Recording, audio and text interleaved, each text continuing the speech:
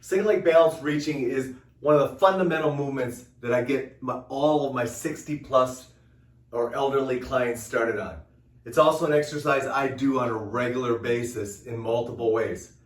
For weightlifters, it's called an RDL, but for us, I want to have you refer to it as reaching. And here's why I want to go ahead and have you start using reaching more often. Number one, it's the best way to activate your glutes and get your butt muscles kicking in and working for you, specifically on activities that you want to be able to do for a lifetime. One of those being walking, one of those going ahead and being standing, and also when it comes to lifting and bending. Secondly, it's going to go ahead and help you learn how to hip hinge more effectively. Why hip hinge?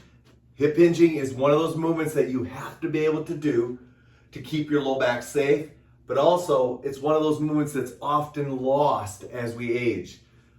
Lastly, it helps you develop single leg balance, control, strength, and stability.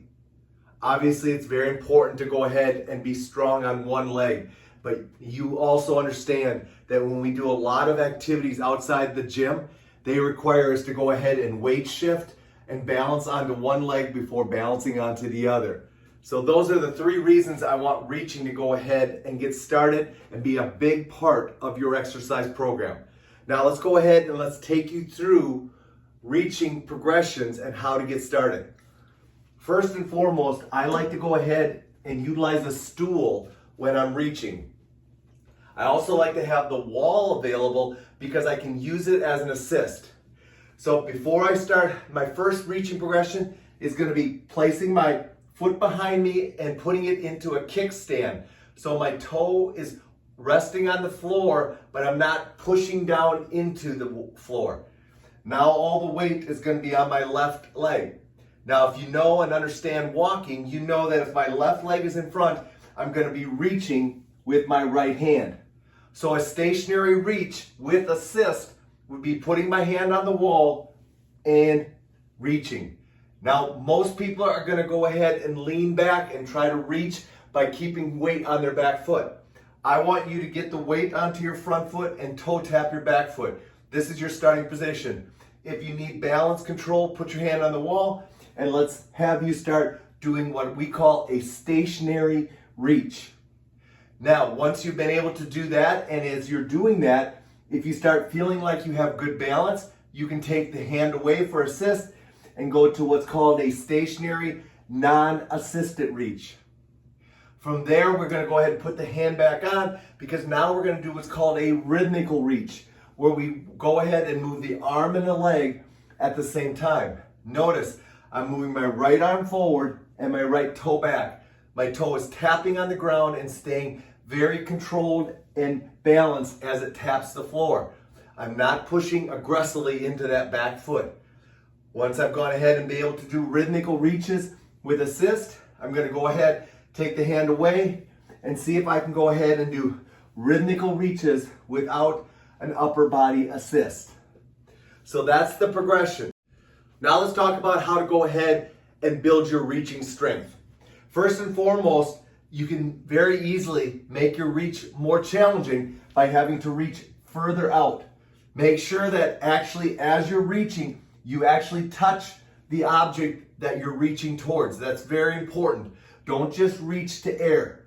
You can reach lower, which will make your reach more challenging.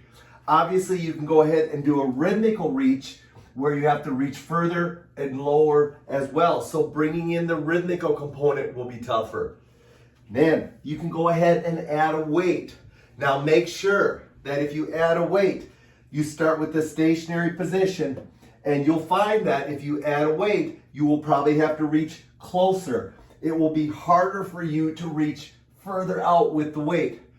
It will be a little bit easier for you to reach lower with the weight, but still more challenging. Can you then bring in the rhythmical component of it? Absolutely.